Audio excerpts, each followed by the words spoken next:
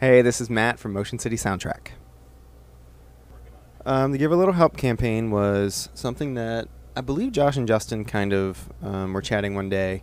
Someone mentioned we get a lot of emails from people who I guess, are just expressing thanks for certain lyrics that helped them. And we've gotten a lot over the years, and they were just talking about that one day, and they were like, what can we do, like, aside from just writing these songs? Like, how can we kind of take these people and, just do something positive rather than something that's like motivated by greed or, money or whatever. Something that's going to give back and help people. So it was a very vague idea that we had at first, and we didn't actually know what we were going to do. We just knew we wanted to have some kind of community-based thing where there was something positive, that we started.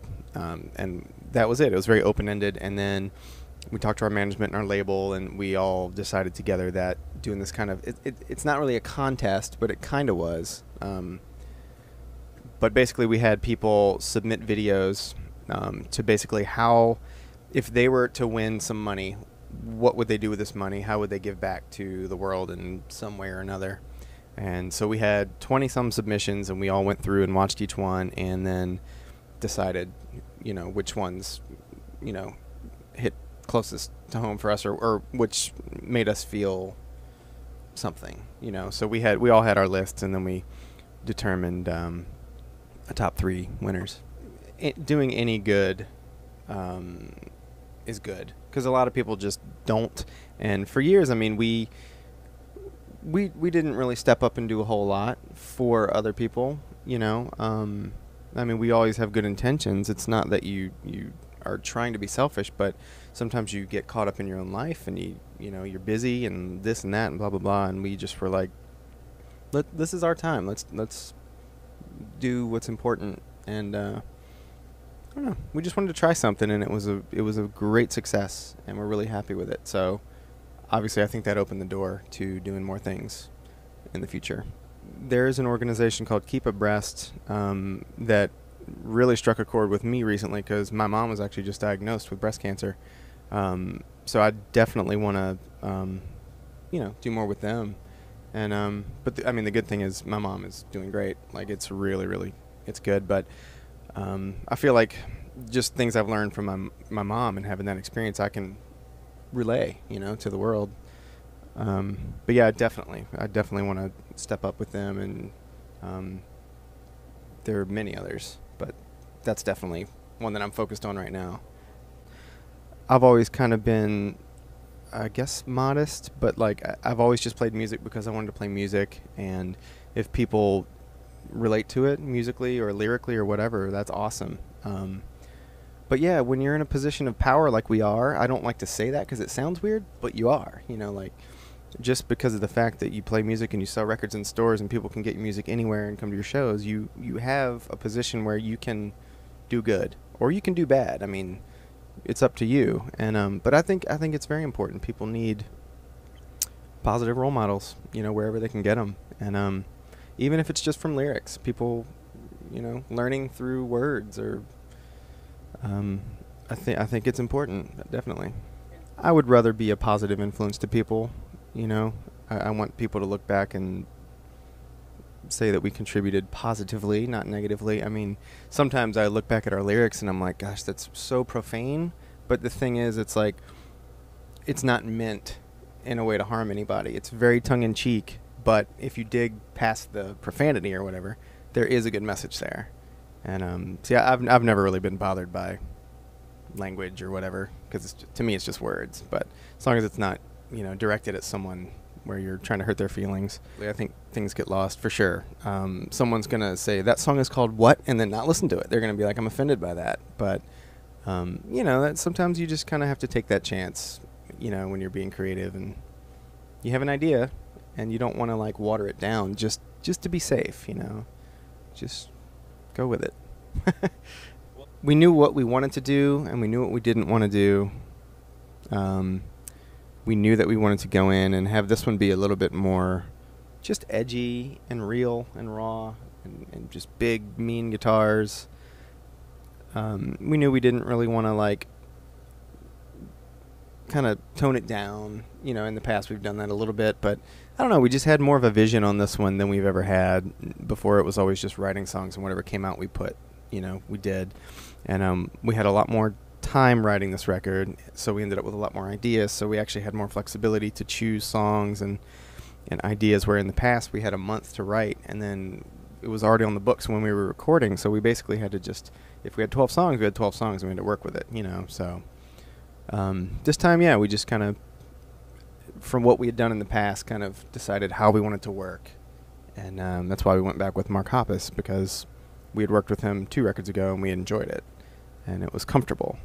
So we're on just a kind of a tear right now with ideas. Justin has been writing so much, and we have the ability to record demos here in the bus if we want. With, computers now, it's just, you can really record anything. I mean, if you have to program a drum beat just to get something down for a demo, you can do it. So we're constantly writing, and we want to have at least 5 new songs done by the end of this tour. That's kind of the optimum goal. And then move forward and hopefully get something, get some time to write as a band in a room and go from there. And I would like to record as soon as we can, I don't know how soon it's possible, but we're being good. We're trying to really we're really inspired right now. Like, this tour is really inspiring for us. And, I don't know, we're just kind of capitalizing on good energy, I guess. I don't know.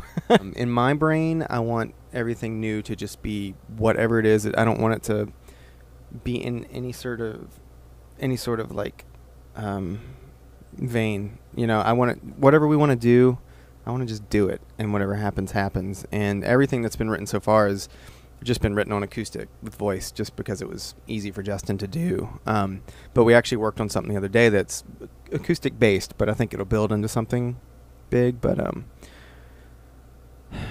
it'll be, what we've done in the past, and hopefully more experimental, maybe. Who knows? The video we just shot for Lifeless Ordinary is Justin's brainchild. He basically came up with the idea and sent us the treatment, and it was a slow motion video, one shot. It was not one take, unfortunately. One shot, and I don't know, we just kind of let him run with it. We just wanted to take our own money and shoot a video and see what happened. And it's cool. We'd never done that before. But we just wanted something else out there right now that wasn't out there. So we just flew into Minneapolis a little early before the tour started, and did it on a shoestring budget, and called all our friends out, and it was cool. I guess I've learned that, you can learn a lot from just being around other people, whether, you're actually having a talk, or you're just watching somebody play, or just watching other bands. Like, so many bands are so different on, like, an interpersonal level, like, between each other. It's so interesting to me, because I get so used to how we function. And we're very much so like we're really close, and at the same time, like, on the same tour, we'll want to be apart from each other. And some days, on days off, we'll want to just disappear and go do things elsewhere in the city, and sometimes we'll just want to sit and write together. But we've been on tour with bands that literally are just creating constantly. Just will sit down and be playing and totally inspired, and their performances are so inspiring. I don't know. You can learn a lot from people, just spending time with people. Yeah, honestly, seeing that video clip kind of blew my mind. Like, just, there was some serious energy there, and that was pure excitement to be on the road, and just being gracious, just being so thankful for the fact that we could do it, and we were so young, we knew nothing. I mean, I don't know. It's everything that's happened in this band, whether it be good or bad, has made us who we are, and here we are. We're still going, and we're not stopping. Like, we're not worried about our band, like, being able to not afford to be on the road. It's tough right now. We're not making a whole lot of money, but we're doing it, and it's like, it couldn't be better for me. I mean, I've always dreamed of playing music, so I think everything just kind of has fallen into place. Even me getting the chance to play in this band was like because I happened to be hanging out with Tony one night when he was home. he had taken a break from the band to come home to Virginia where we lived. And we went out one night, and he just kind of mentioned something about, the band. And I was like, well, if you guys ever need a bass player. He's like, really? And then that kind of set it in motion. And because I was just sick of my job, and if he hadn't come home and we hadn't hung out that night, I might not have been in this band. It's cool how every little thing kind of, like, fate-wise works in some way. I don't know.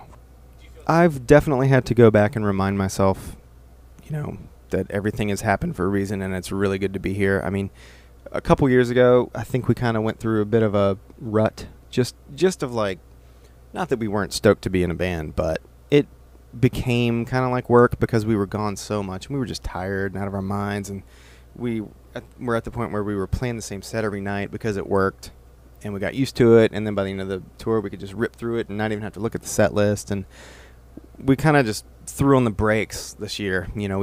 I think having time to sit down and think and really miss playing helped, but we all talked, and we're just, like I was saying, super inspired right now, and we're like, let's play different sets every night on this tour. Let's just keep it real, just mix it up, and it'll be more fun for us. It'll make us a better band because we'll have to play all of our catalog. It'll be more fun for everybody.